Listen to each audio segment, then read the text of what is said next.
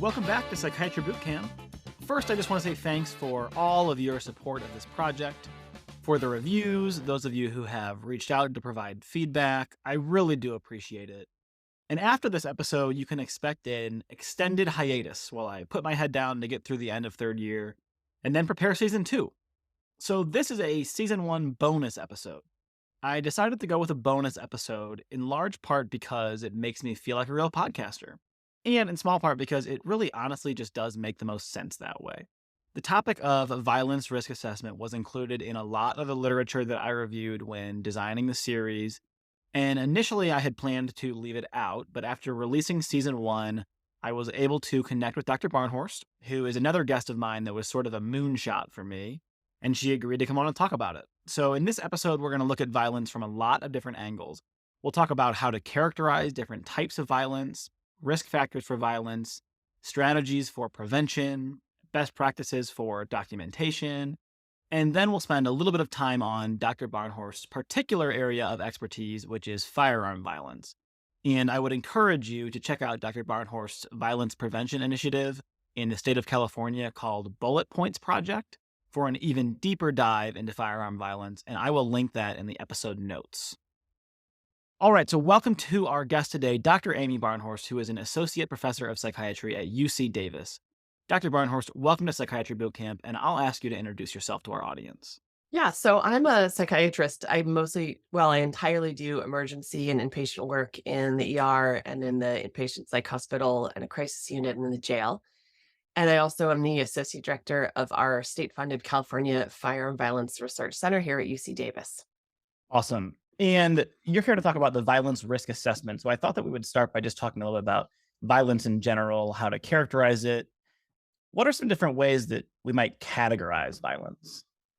There's lots of different ways people think about violence, how they categorize it, and it sort of depends on what your setting is, what your concern is. There's different categories of criminal violence, which is of less concern to most of us in medicine. But I think the two ways that probably matter to us in terms of how we think about it and how we think about preventing it or responding to it are the categorizations of workplace violence, since, probably what we're worried about is stuff that happens in the workplace, whether that's the hospital or the clinic. And those categories are violence that is patient to provider or patient to staff. There's staff to staff violence, which is more rare. There's violence with criminal intent, like a patient getting violent to steal meds or trying to, break out of a place they don't want to be or break into a place that they do want to be. And then there's personal or familial violence, which unfortunately starts outside of the workplace, but all too often spills over into the workplace and can result in violent events in a work setting like a clinic or a hospital, but might have been a domestic violence incident at its core. And then the other way that's, I think, helpful to think about is something we call predatory versus effective violence. And those two things will help us think about how do we prevent it or respond to it when it's happening. So predatory violence is like cold calculated violence. I know that there's opioids in this cabinet at this clinic, and I've thought about this for days, and I've plotted out what I'm going to do and who I might hurt to get to them. Effective violence is I want something from my provider and they're not giving it to me, or I've been waiting for 45 minutes and the staff was disrespectful to me and I'm responding to an emotion and that's why I get violent. Or somebody does something to me on the unit or in the hospital and I have this really strong emotion, I respond to it. So it's sort of like, if predatory violence is cold calculated, this is like hot uncalculated violence. So in the workplace, we have those different ways to categorize it. And then I think when we're thinking about like assessing risk for some, I feel like when a patient comes to us for a violence risk assessment, sometimes the question seems so vague, in what environment are you expecting me to mitigate the risk of violence? And Yeah. thinking outside the clinic, thinking long-term, it was very helpful for me to understand the difference between predatory and affective violence so that we can kind of understand the type of violence that we're dealing with and then tailor our mitigation strategies effectively. Yeah, and there's a big difference between worrying about violence that's going to happen in your clinical day, violence that might happen in the hospital, on the psych unit, in the ER, in the family practice clinic where you're working, versus a patient comes to you and you're now asked to assess what is the risk of violence in the future to their partner, to their family, to society at large. Is this person at risk? And those kinds of risks, the second kind, they're really hard risk assessments to do, and we're not good at them. Even psychiatrists who, I do a lot of violence and suicide risk assessments, but because we're asked to assess people, even people with serious mental illness have, even despite media portrayals to the contrary, they have very low baseline rates of violence. And we're looking at a group that doesn't have high incidence of these things. So it's hard to predict who has them. And like you said, the risk factors are really general. The questions are really general. It's much easier to be in a clinical setting and kind of look around and say, like, ooh, that seems like something brewing that could turn violent when it's happening right in front of you and you're able to like get real-time information than to sort of look out and say like, this Mark Mullen guy, what are his chances of committing an act of violence in the next 6 months or a year? And I'll figure that out in the half-hour appointment I have with him. Yeah, kind of a situation that I can control versus a crystal ball question, if you Right. will. Right. We're no good at the crystal ball questions, unfortunately. So, in thinking about the non crystal ball questions, what are some different situations that we might think about when we're looking to mitigate violence risk? So one of the big things is, where are you working? So the ER is actually one of the highest, I think the highest incidence of violence in healthcare. And again, people always think like, oh, mental illness, violence, they go hand in hand. They don't generally. Sometimes if you're in acute forensic psychiatric settings, there can be higher rates of violence in those settings, but it's actually the ER, and it's not all people who are there in mental health crises. It's people who are in pain, have chronic illness, they're frustrated, there's a lot of noise, there's a lot of chaos. It's a very high pressure, high stress environment. So the places like that where there's kind of a lot going on, patients are in crisis, staff are under stress, things are chaotic in general, those pose a high risk of violence in a clinical setting. That's not to say you can't have it in an outpatient urology clinic. You certainly can. But one of the big things is thinking about, where am I? And is this a place where I need to be like a little bit on my toes in terms of thinking about violence risk?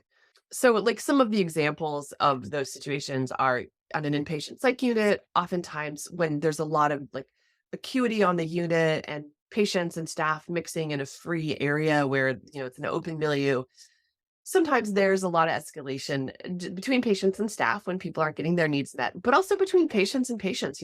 We put people in rooms together, and the same way that sometimes like college roommates really don't get along, sometimes hospital roommates really don't get along.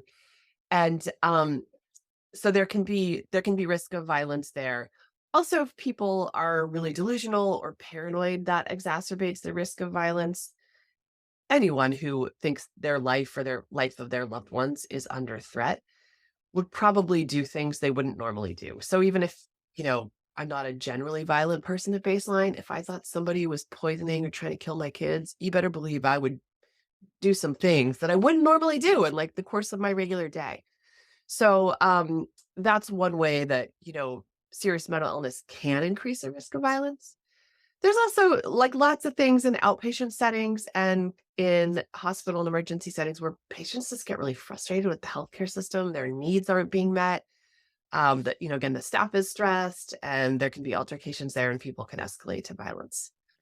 And the stakes are really high. I think that when you go, like for me in my third year, I go into the clinic every day. And so it's another day at work for me.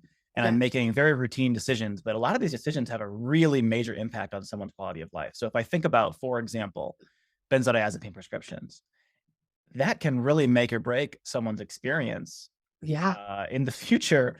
And all of that is coming down to that 10, 15, 30-minute interaction for them. And so I think it's important for us to recognize that the stakes that we're dealing with are not the same for our patients. And so their motivating factors are a lot different than we might immediately perceive. And that can explain some of the extreme behaviors that we might see. Yeah, absolutely. And I think it's like a combination of that and also coping skills.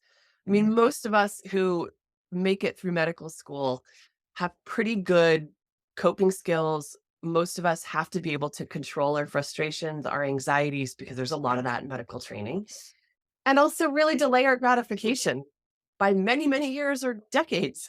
Tell me about it.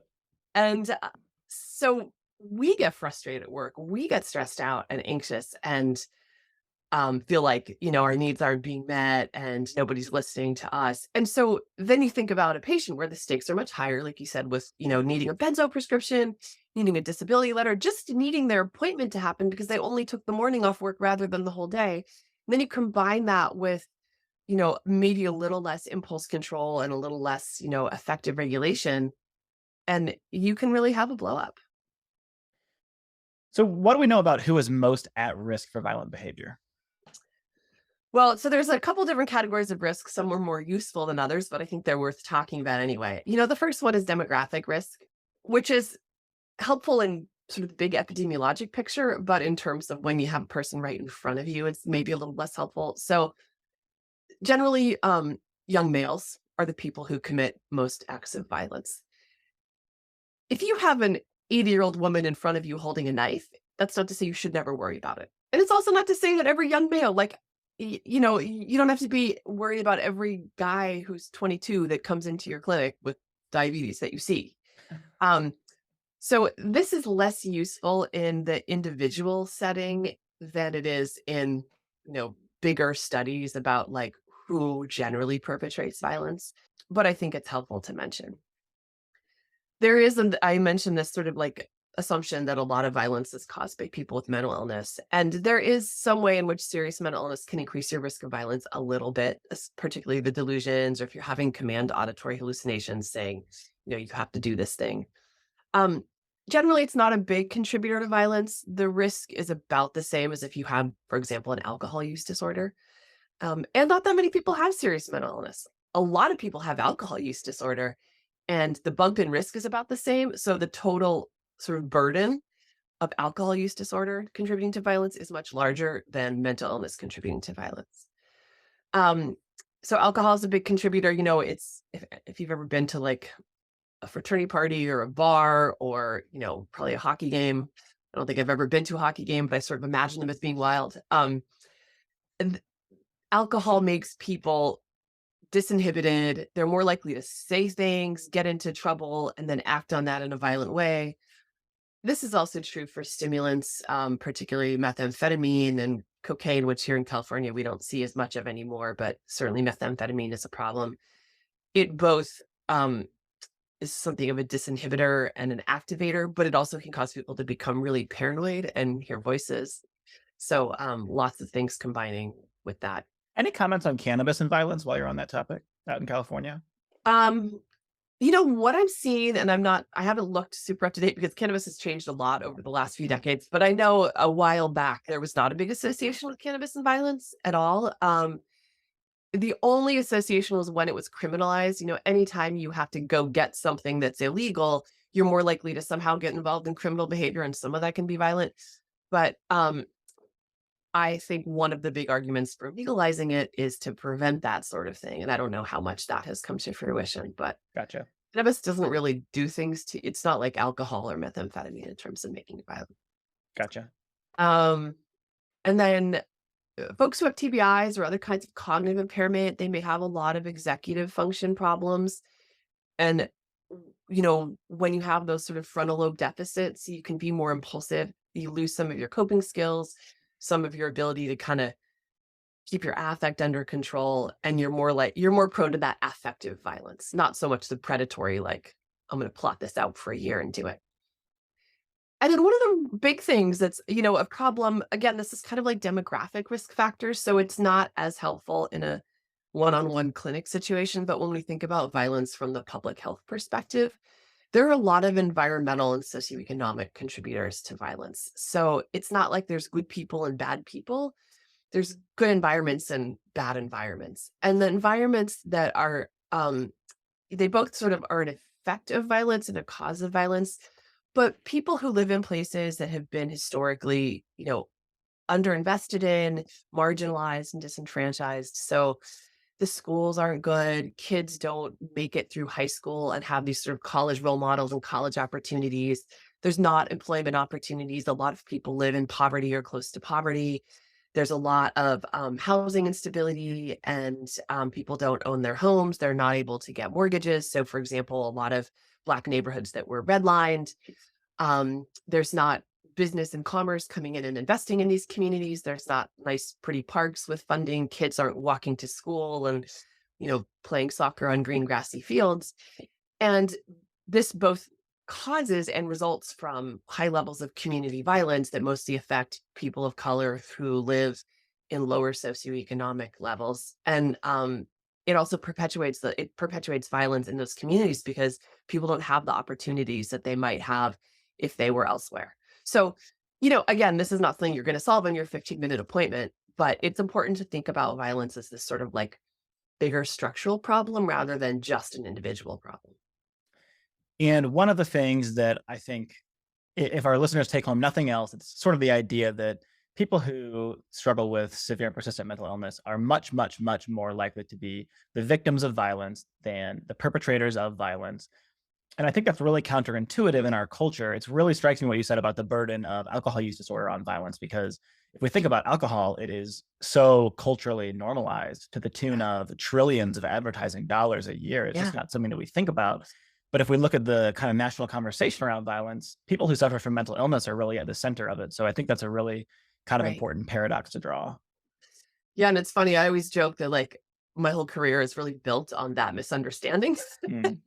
But I do think it's changing. There's been some survey work where people are asked, like, do you think mass shootings are a cause of mental illness or too easy gun access? And overwhelmingly, Americans still think it's mostly mental illness, but fewer Americans responded that way to the most recent poll than they did, like, I think 7 years ago. So, maybe we're making some progress. Yeah, we'll take progress. Yeah, we'll take a little progress. And then there's also this idea that mass shootings are the violence that we're talking about, where, mass shootings are less than 1% of our homicide deaths in this country, but it's what everybody thinks of and worries about because that's what, quote, could happen to me. And the high levels of violence that happen every single day are just normalized by now, unfortunately. Yeah. Doesn't make the news. It's easy to kind of other folks and be like, well, that doesn't happen in my neighborhood, so it's not really a problem I need to worry about. Okay, so those are some baseline sort of broad strokes, risk factors for violence.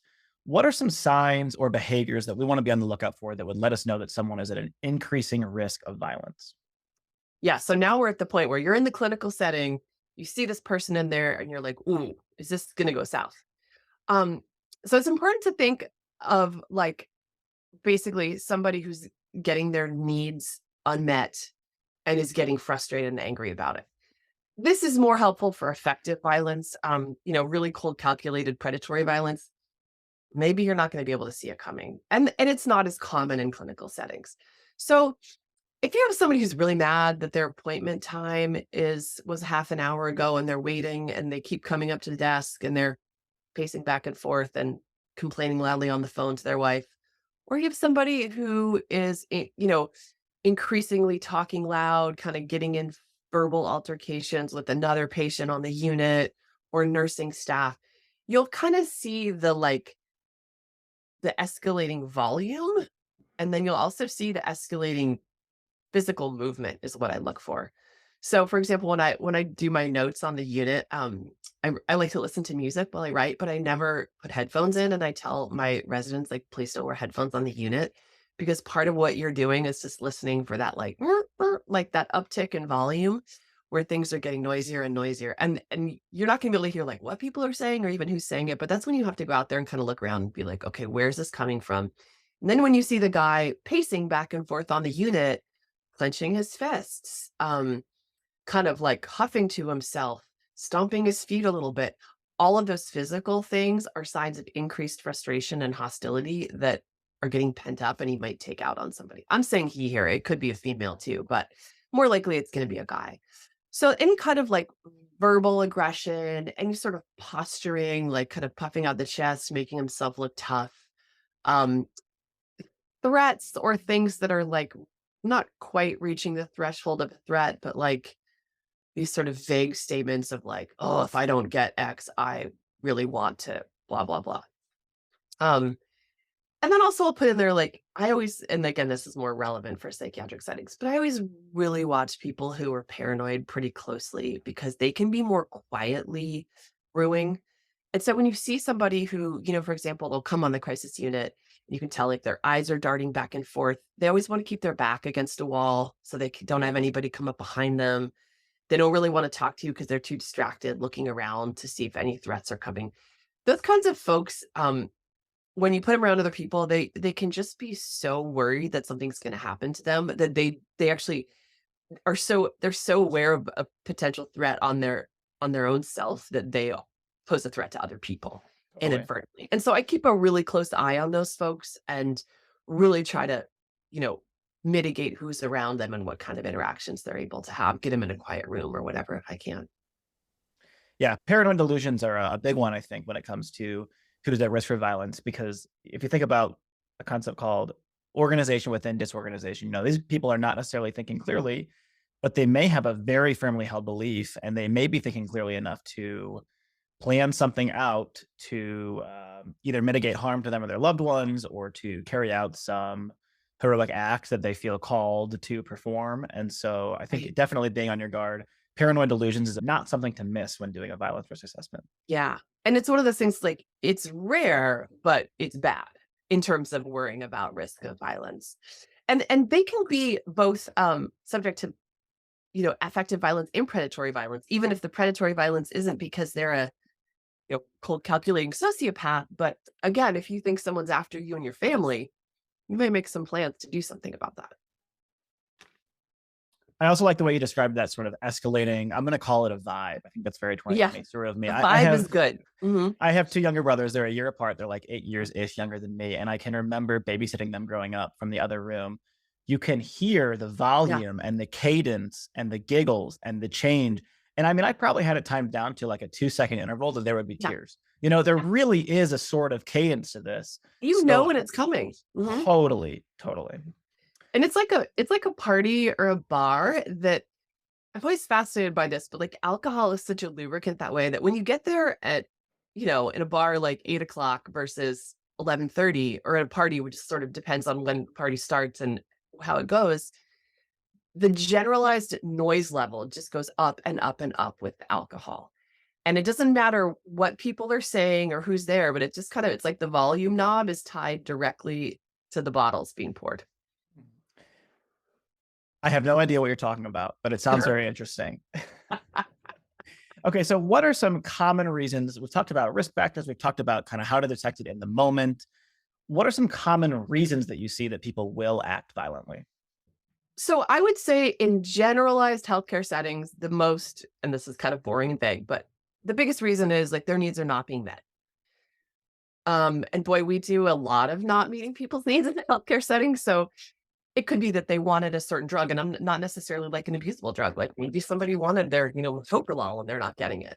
Maybe they wanted a sooner appointment. Maybe they were told to come to one clinic and they went to another. So they're frustrated that their needs aren't being met.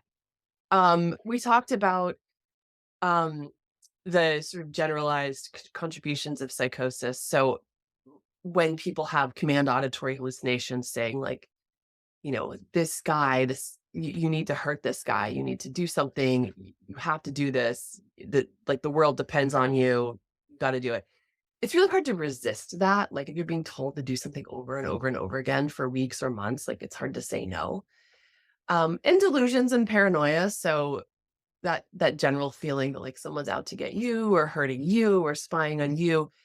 And not just that there's a threat to your person or your people, but also that people can tend to react violently when they feel that someone has control of their brain or body. So there's a lot of delusions folks have. Like a really common one is like somebody's controlling my thoughts or has put a microchip in me or is doing something that has taken away my autonomy. And that to people seems to be nearly as bad as this person's trying to actually kill me. And that's something that can lead to violence. And then, revenge is a really big motivator, especially this goes for both like sort of the calculated violence and effective violence. Like we see this sometimes in open milieu settings, like inpatient units where this person did X to me, so I'm going to go do Y to them.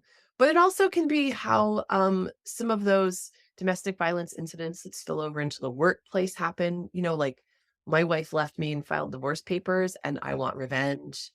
It's also how we see some mass shootings happen. These kids at school disrespected me and I want revenge.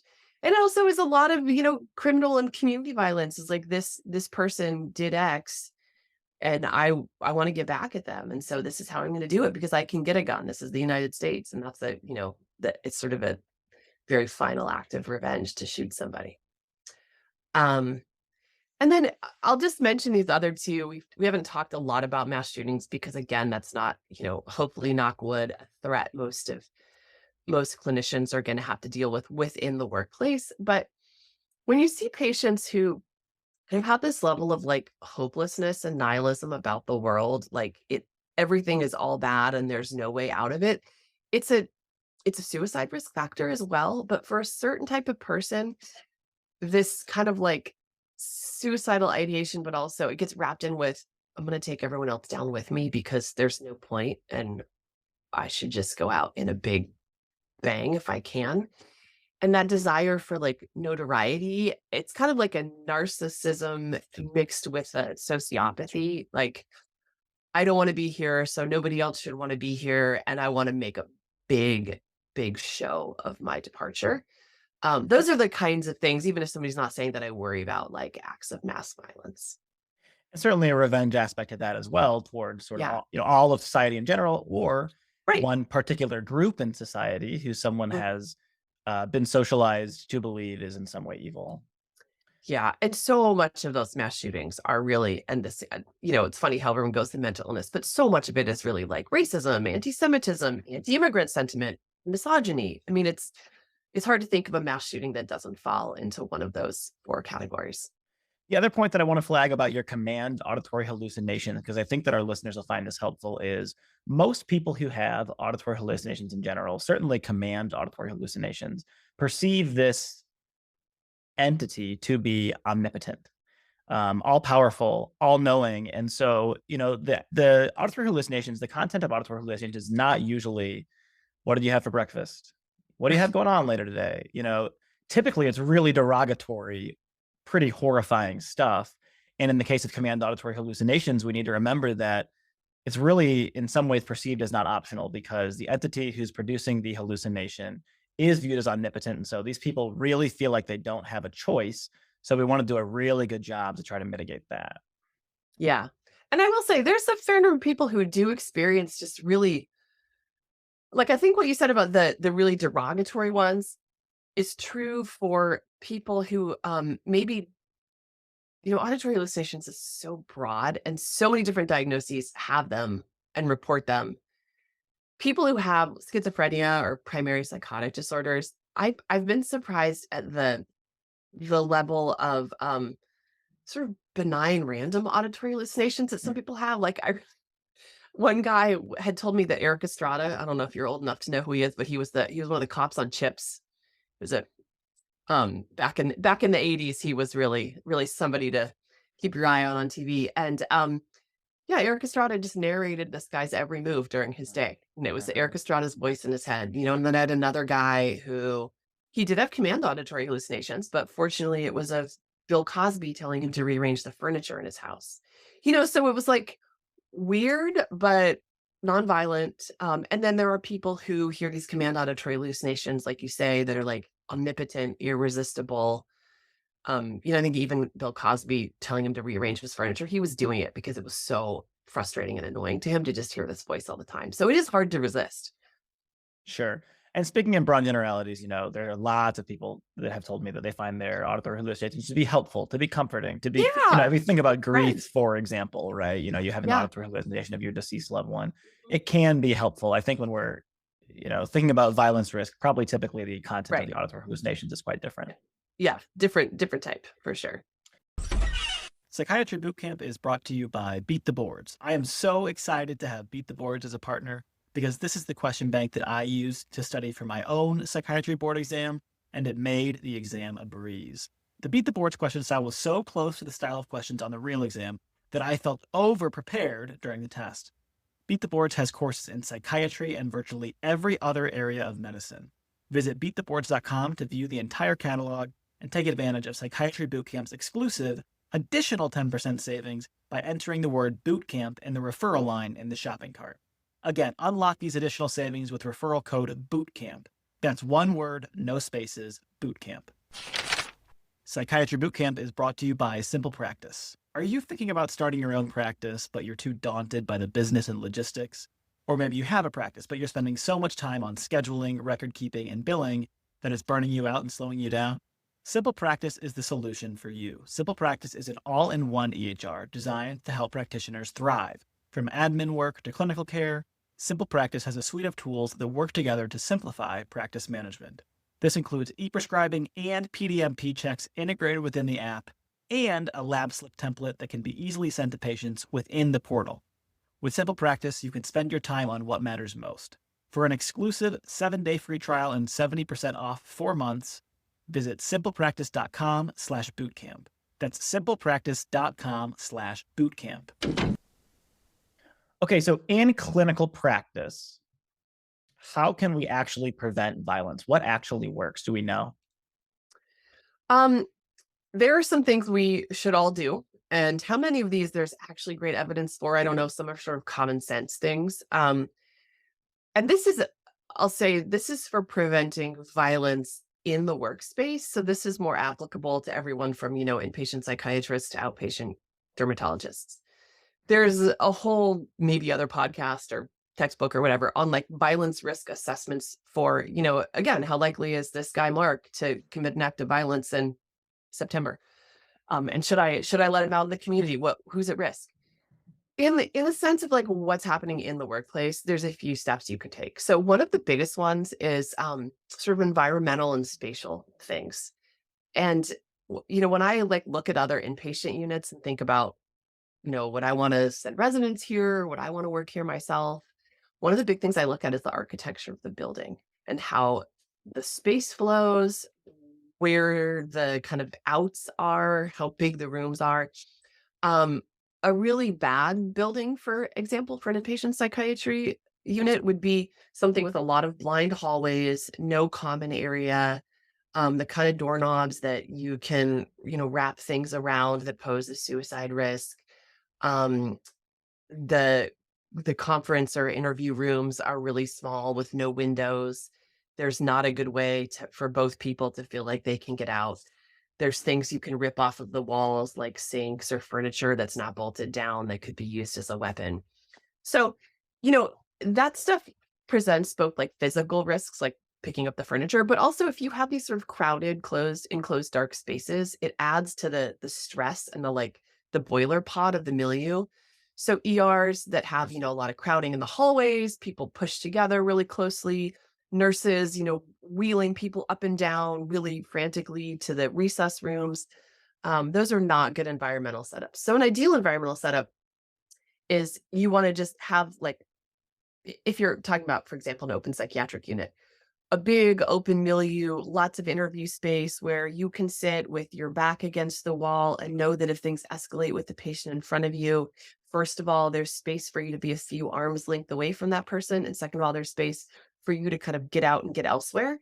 And there's also space for the patient to leave. So it's tricky when, I was taught both things in a closed interview space. I should sit near the door, but then so should the patient, because apparently a patient, you don't want them trapped in the back corner, getting more and more and more scared of being there and feeling like they have to get through you to get to the door. But also you don't want to be trapped in the back corner and have to get through them to get to the door. So I do a lot of my interviews on the inpatient unit in the open milieu. I mean, I'm almost never take a patient into a room by myself unless I know them really, really well. And this is true for, almost all settings, just looking around and thinking about what could be used as a weapon in here? What's going to happen if this patient decides they're going to come after me? And what's everyone's escape route? What's going to happen if the patient decides I'm going to come after them? Probably falsely, but how are they going to get out and make sure that they feel safe? I'll oftentimes ask patients, do you feel safe? Is there stuff you're worried about in this setting? Oh, okay, you don't like being in a closed room? No problem. Let's go out somewhere else. We'll go outside and sit at the picnic table, wherever you feel comfortable. Because that environmental stuff can be a really big contributor to the ramping up feeling, that increased volume of things. I'm glad you said that, because I do think unfortunately. I do think this is mistaught. I do think that a lot of medical students are taught to stand between the patient and the door, and Oh, they're not taught that trick about you need to give the patient, it's not even a trick, it's pretty fundamental. yeah. You need to give the patient some egress because Yeah. it's really imposing to be standing between, in someone's only exit. So if we do want to be Right. probably closer to the door than the patient so that we can get out, but leaving an open avenue so that they don't feel threatened or imposed upon. Yeah, and I guess it depends a little on where you're working. Where I work, it's more likely to me that a patient is going to think that I am a threat than that the patient is going to become a threat to me. And so if I had to choose between us, I'd probably put most of the patients near the door, but there are some patients that I would flip-flop that. Totally. Um, and then there's sort of like the emotional de-escalation tactics. So, I know I work with some staff and nurses who are absolutely incredible at talking people down. And we will have, patients who just ramp up so angry, so upset, so threatening. And it's kind of one of those like, pull out all the stops kind of thing to stop an incident of violence from happening. But and this is true in the ER too, like there are some folks who are just really, really good at verbal de-escalation. And it's not about saying like, hey, calm down, stop being, such a hassle to us. It's about saying like, whoa, looks like your needs aren't getting met. Like, what can we do for you? And really being the most collaborative, concerned party that you can, rather than being antagonistic and kind of presenting this as like, you're causing trouble and I'm here to respond to it. It's more like, hey, I am your concierge. What can I do to help you have a better experience? And making sure that the person who's doing that intervention is not posing a threat. We have one of our mental health workers that I worked with forever. He's a really big guy. And I remember watching him respond to a code to somebody who I was sure was about to do something, really blow up. And he went over and he sat down in the chair right in front of him, which again, you're not always taught to do because like it puts him in a position where he can't get up and go. But that was his way of just really saying to the person, like, I don't want to be opposing on you. Like I want to be two heads lower than you while we have this conversation and put you in the power seat. Um, so thinking about like how do you really address people's unmet needs and talk them down? You don't want to make unrealistic promises like, we'll give you 7 months of benzos. But you do want to really say like, hey, let's work this out. Let's bargain. Let's see where we can compromise. There's also, pharmacologic techniques. And this again depends on where you work. Like probably in the outpatient urology clinic, you're not going to be giving people IM Zyprexa. In an ER and an inpatient psych unit, in a crisis unit, we do sometimes have to respond to behavioral emergencies or psychiatric emergencies like this with involuntary medications. And that, it's for the safety of everybody else around them, but oftentimes it's often for the safety of the patient. Like if you have somebody who's really psychotic and paranoid, they think another patient's trying to kill them. If they go after that patient, they're going to get themselves in a lot of trouble too. And they need their psychosis treated. So sometimes, unfortunately, we do have to respond pharmacologically, involuntarily or voluntarily. Like oftentimes people say like, oh yeah, I will take some Ativan to settle down. That's fine. Other times it has to be done IM or IV if possible. And I often, when I'm like in the crisis unit and it's busy and that volume is turning up and the physical activity is ramping up and it's starting to get that feeling of like, the noise level of a bar at midnight, I will have people come in and, I'll pass out benzos pretty freely, like a welcome cocktail. Like, okay, like if you look anxious, nervous, paranoid at all, like let's get you an Ativan before you come in because it's a really stressful environment. Everybody is already there because they're having one of the worst days of their life. And now I'm going to put them on this unit where people are pacing, maybe people are yelling. Like I just want the whole volume turned down. So, I think it's funny because people always rail against benzodiazepines, but boy, they do have a place in really high acuity settings. And there's individual management and then there's milieu management, and they both really do contribute to decreasing the violence risk. And this is going to complement really nicely our management of acute agitation episode. Dr. Thrasher sounds a lot like you in talking about how oftentimes the best drugs are the most complicated. And Yes. so this is not a place where we need to worry too much about creating a benzodiazepine use disorder. If a patient's airway is patent and there's no significant signs of respiratory distress, you're not going to close that patient's airway by using benzodiazepines in the right environment. These, I think, should be, well, a welcome cocktail. I've never heard them described as a welcome cocktail, but I'm gonna use that one all the time. Yeah, I mean, I use them probably much more liberally. And again, yeah, you're right. I don't worry about benzodiazepine use so much as I worry about somebody getting so stressed out that they, do something they're really going to regret, or somebody does something to them that's going to be really harmful. So, and then moving past the pharmacological, is there any way that we can use the legal system to prevent violence? Yeah, there are some ways. So in terms of like, these are sort of two very different answers to that question. In the psychiatric setting, there are involuntary holds you can place. Almost every state, I think every state, allows you to place a hold on somebody involuntarily that poses a danger to society because of a mental illness. However, as we talked about before, most community violence is not because of mental illness. So we're not going to like wipe out violence in our world by putting everybody on a psychiatric hold. Plus, all of your psychiatric colleagues will really hate you for that.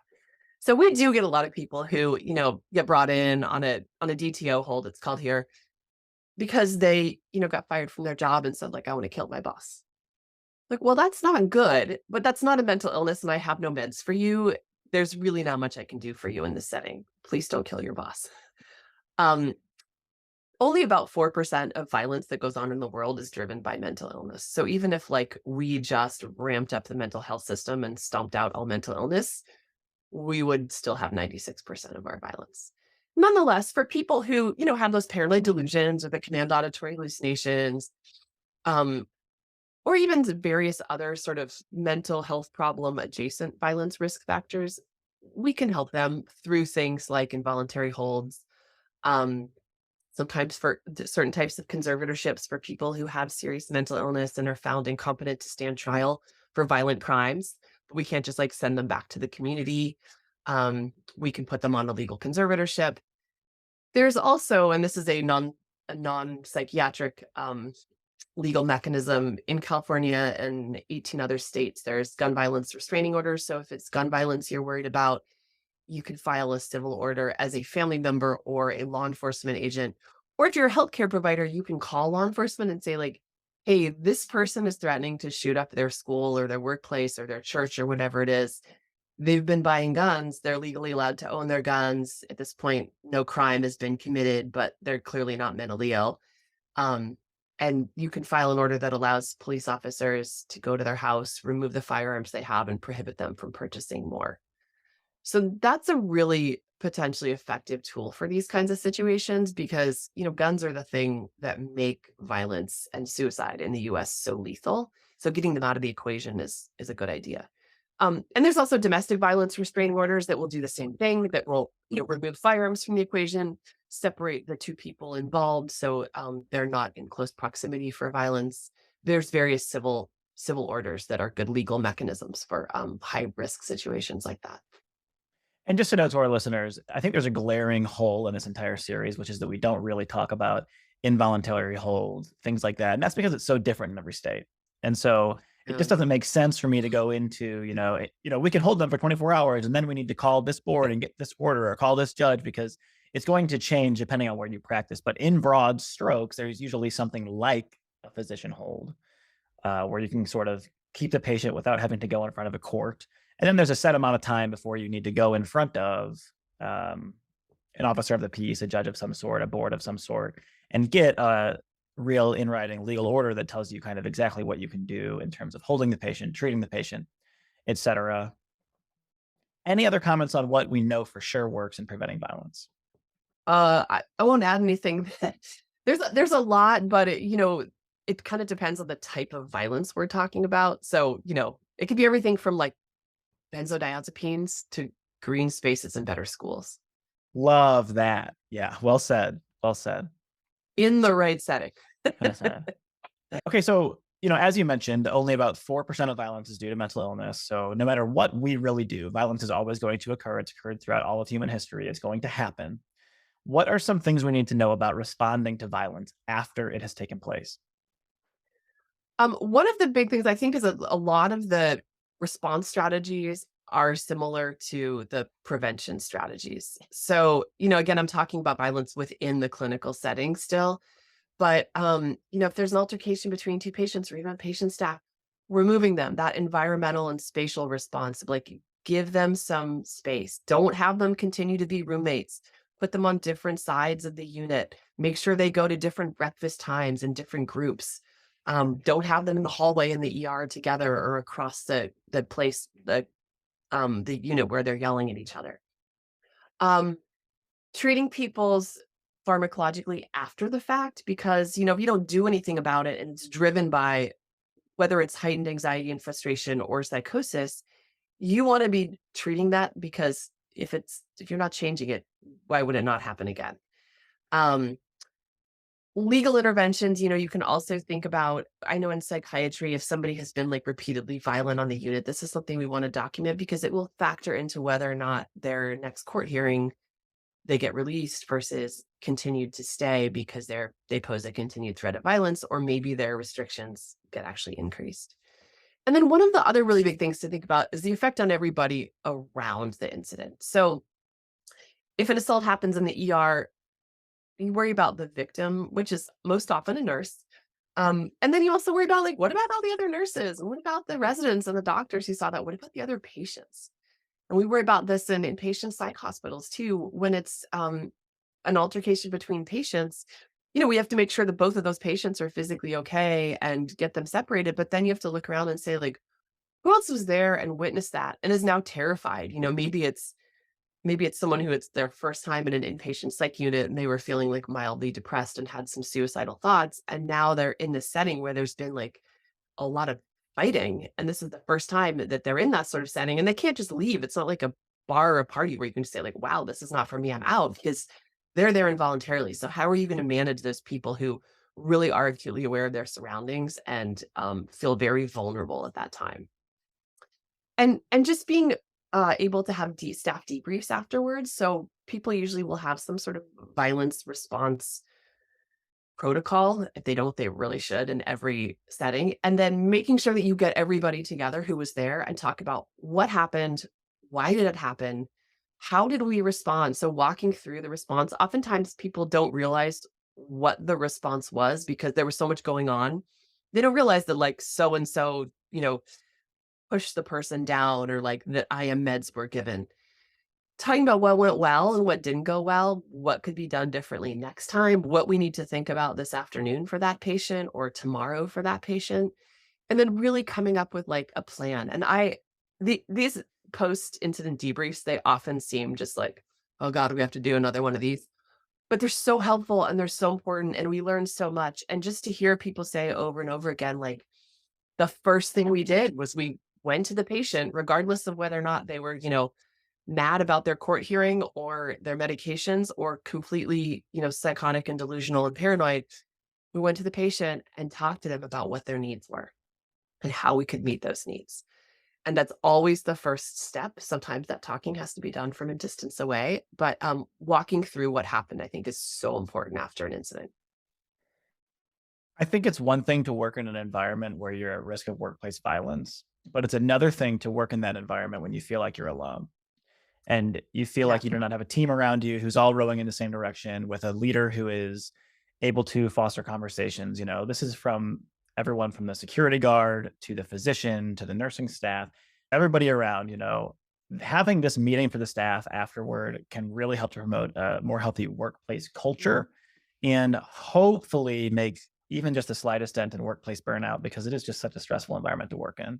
It is. And I I wish that we didn't have workplace violence. I wish that we didn't have it in psych hospitals or, dermatology clinics or wherever. But the bottom line is we do. And I think one of the worst things is to pretend that it doesn't exist. We don't do that. And most inpatient psych hospitals were like, we get it. This is going to happen. ERs, they get it. It's going to happen. But I think other places where it's much more rare, it's almost like they can brush it under the rug more and pretend it'll be the last one, rather than acknowledging it as part of the job, a very difficult part of the job, but one we all need support for. Okay, so we have talked a lot about assessing violence risk in the acute setting, how to mitigate that risk. I'd like to talk a little bit about this problem that I've run into a couple of times in residency where a patient will come in. Let's say they're brought in by the police because something was happening. So, for example, hypothetically, they were chasing their mother around the house with a knife saying, I'm going to kill you. And the police bring them in and they say, we don't think this person is appropriate for jail at the moment. We'd like for you to assess them, do a violence risk assessment. Could you just talk to me about how you're going to approach that case? Yeah. This happens to me too. And it's hard because I feel like there's this kind of weak hot potato, some patients back and forth between the criminal justice system and the mental health system. And sometimes on the mental health side, I'm like, this isn't appropriate or therapeutic for this patient. And so I want to get them back to the criminal justice system. And then I like picture that person in jail for the next few, and I'm like, yeah, that doesn't feel right either. And we know that putting people in jail and prison like doesn't actually help them. And so think about like, what do we do with these folks and how can we help them? So in those risk assessments, each state has this criteria for involuntary commitment based on dangerousness. And then there's also sometimes where people just want like a risk assessment. It's not even the question of a hold. And you have to think through the risk factors for violence and the threat level and the causes. So one of the first things I think about is, does this person have a past history of violence? That's kind of the no-brainer risk factor, right? Like past history, best predictor of future history. We can round up everybody who's ever punched somebody or gotten in a fight. No. And are there people who commit their first act of violence? Of course. So it's not perfect, but it's one of the big things that should always be considered. Then the next thing I think about is like, what's the type of violence that we're concerned about for this person?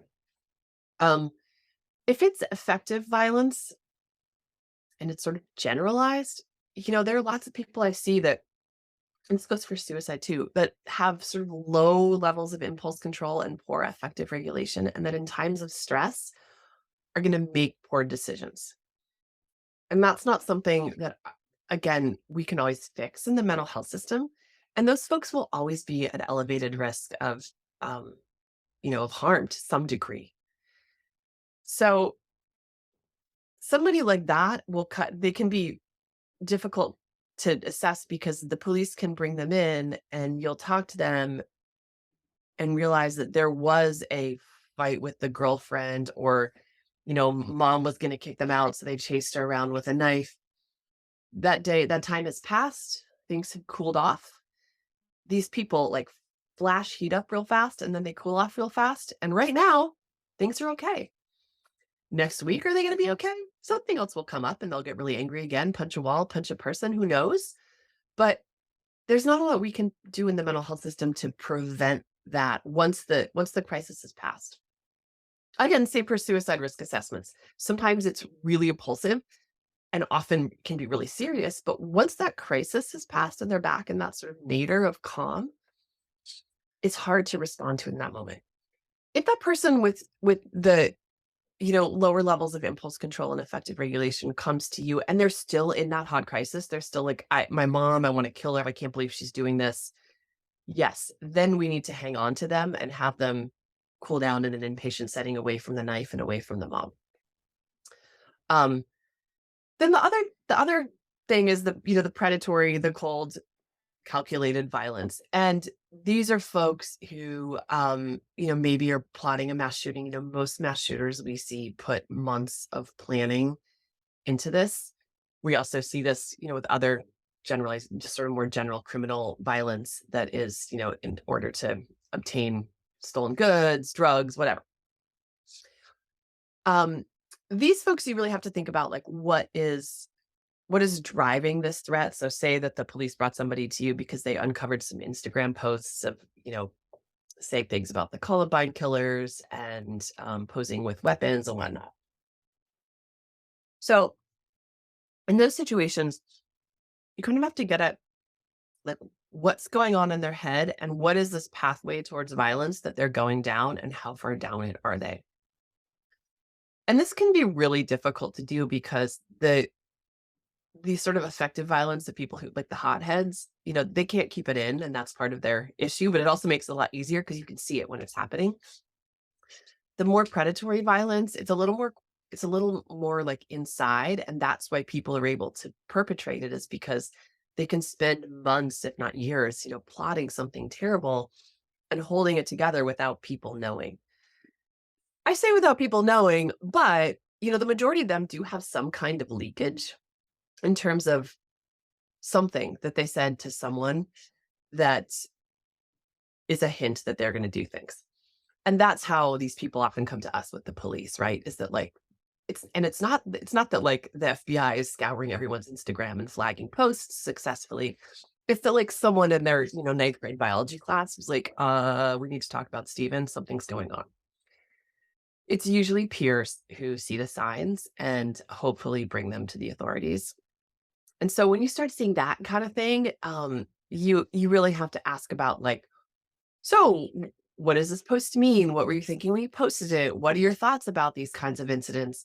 Have you, have you had experience with firearms? And you can kind of start like slow and ask your questions sort of in an escalating fashion.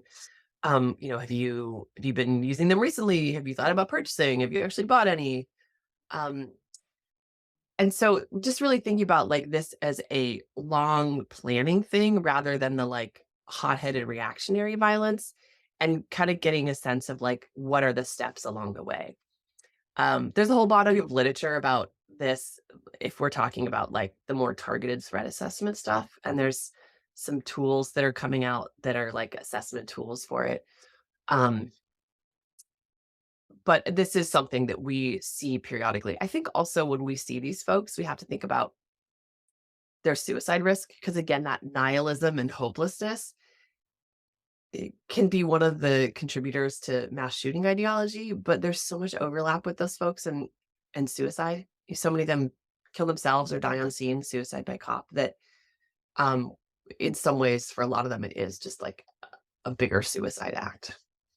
I always organize violence risk assessment and suicide risk assessment very similarly in my brain. And I think the way you document it ends up being very similar. Yeah. You're really hitting something deep though about, I think what is so amazing about psychiatry is that we're not just doing some rote assessment. We're getting to know what makes the person tick, what stresses them out, what brings them joy, what is the environment that they live in, things that you've said. Is there violent ideation? Do they have a target in mind? Do they have access to lethal means? Yep. And then once you've assessed these risk factors, how are you going to go about documenting it? Right. And I'll say this whole idea of like, the risk factors and the protective factors, you're right. It's for suicide and it's for, violence against others. And so many of these mass shooters, especially the younger ones we see, they had some sort of crisis, like there was like a thing, like their mom died, or they lost their housing, or they were getting kicked out of school or something. There was like a trigger. And that trigger didn't set them off in an effective violence explosive way, but it started them down this path. And so looking at those protective factors, removing the trigger, kind of taking them out of them, people call it off-ramping. You're like on this road towards violence. How do we off-ramp you from that road and kind of send you elsewhere? And the nice thing is with younger people, sometimes you can actually really do that. They're much more plastic, whereas like, it's hard to get 70-year-olds to be quite as flexible that way. Yes, and documentation is a big one. There's that saying, like, if you didn't document it, it didn't happen. Now the saying is if you don't post it on Instagram, it didn't happen, but that definitely does not apply to patient care.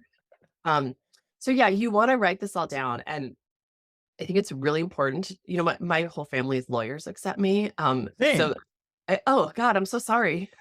So I come by this naturally, but like always thinking about what you're reading, like when you write it, picture yourself reading it on the stand with the patient and their family and a jury in the room, and then see how that feels. I saw recently somebody had written a note, this was something that came to me from somewhere else. It wasn't a colleague, but written a note saying like, this is a pathetic and terrible something patient. I was like, oh my God, like this is not the way we think about the people we're taking care of, but B, that you write about it. And can you imagine? I mean, if I were that patient and I got my medical records, I would find some reason to complain about that doc. I mean, besides just the language, like those are the kinds of situations where you get in trouble, one, because you're not controlling your own emotions about the patient, which we're not always able to do. But two, you don't have the insight to like at least acknowledge that you have these strong emotions and keep them to yourself rather than put them in your documentation. So I always say like use the most objective language you can. Um, and sometimes that can be really hard when we're scared or angry or frustrated or upset, but really go back and scour your documentation for what's the tone? How do you talk about this patient? Um, and then document a lot of the things you said. So what are the risk factors? What are the protective factors? Do they have access to firearms or other lethal means, bombs, vehicles, whatever it is that they were plotting to use? What's been tried and worked in the past? What did you try and work here? What's your future follow-up plan? Who did you talk to about this? So one of my colleagues has an expression that I really love, which is don't worry alone. And, there's no reason for you to hear this person's story that is like enough that the police brought them to you when you're now doing a violence risk assessment and not discuss it with a colleague. When you're in residency, it's great you have an attending whose job that is. When you're out of residency, make sure you still stay in touch with all your fellow residents and you make friends at your new job, because this is part of being, not just a young attending, but an old attending like myself. It's you run things by people, even when you think you don't need to. You'll learn something. And document who you talk. Say, is it okay if I say that I, documented that I discussed this with you? Or if it's not, don't put their name down, but say that you talked about it with a colleague. It is okay to talk about public protected health information of patients. In a case of a serious and imminent threat, you can share that information with outside entities who can lessen that threat. HIPAA has a very specific disclosure about this. So you can call the cops back and say, like, you know what, this guy doesn't meet hold criteria, but I think he's really dangerous. Can we talk about filing a red flag order? Can you go to his apartment and see if he has any guns? Can you check the purchase records in the state and see if he's been buying stuff lately? Can you work with me on this plan? So not just don't worry alone, but like make your plan with other people. Get in touch with his school officials, get in touch with his soccer coach, his mom, the school resource officer. And like, if you don't have a formal team for this kind of thing, form one informally. And so that people are able to communicate. Everyone knows what the warning signs are. Everybody knows what the, lethality of things like firearms in the mix are. And that you're all kind of communicating and work together, and then document all of that.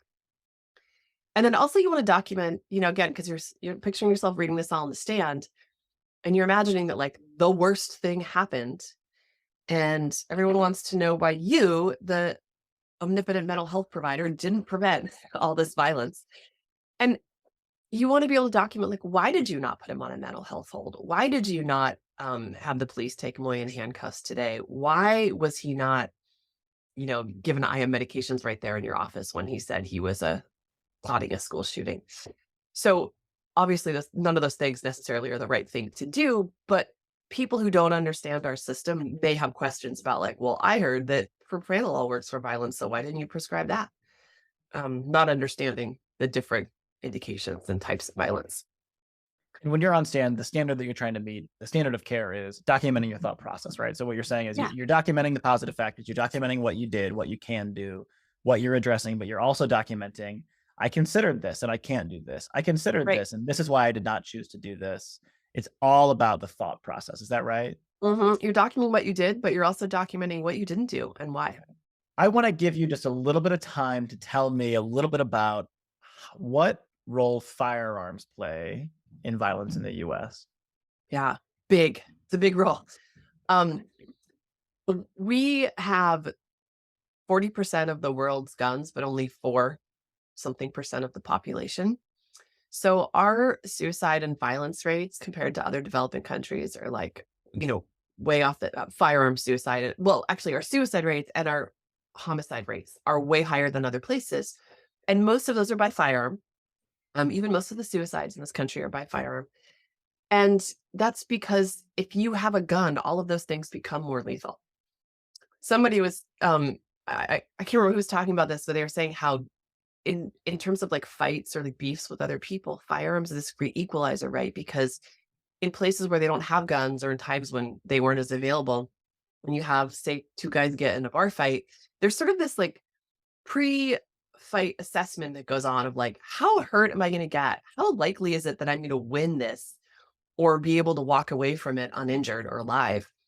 And a lot of fights end right then and there because there's almost always some sort of physical, inequity and somebody's going to back out. When you have a gun, it's the great equalizer. I mean, a tiny person can kill a very, very large person from a distance without even getting close to being injured. And so it makes violence like a bigger possibility for people who otherwise would probably walk away from it because it equalizes that potential. Um, and in suicide, it's the most lethal method of suicide that we have. 90% of attempts end in a death. And that's in contrast to overdose, where it's like less than 10%.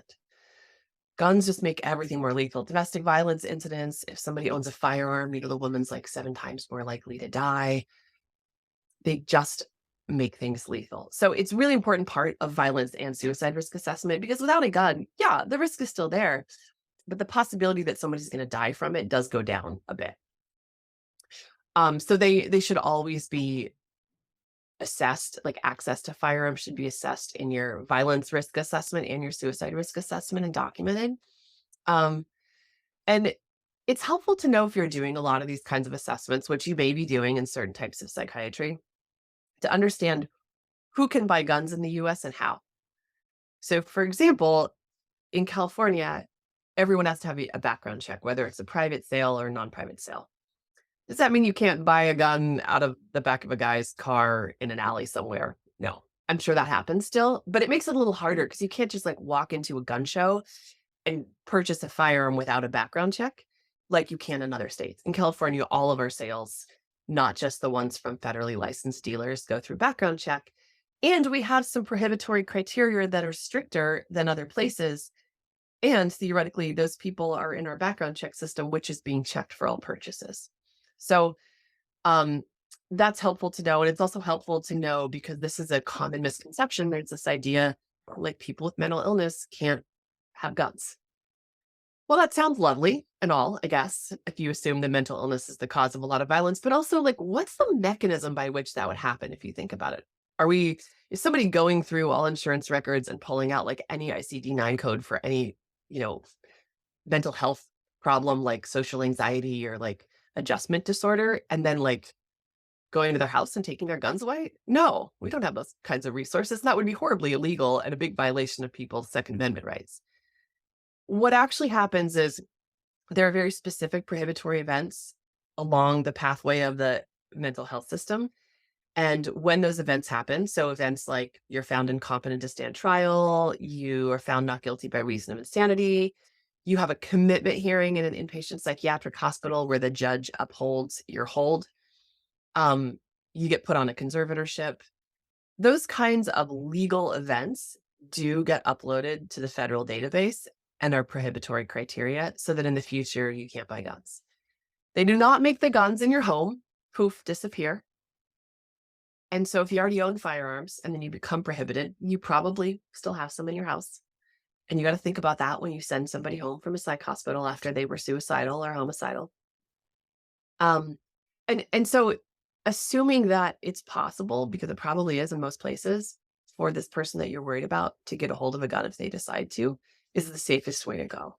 And then thinking about, again, that coming back to the red flag laws, these are a way that if you are really worried about somebody getting a gun, you can work with law enforcement or family members or whoever the petitioners are in your state to preempt that purchase.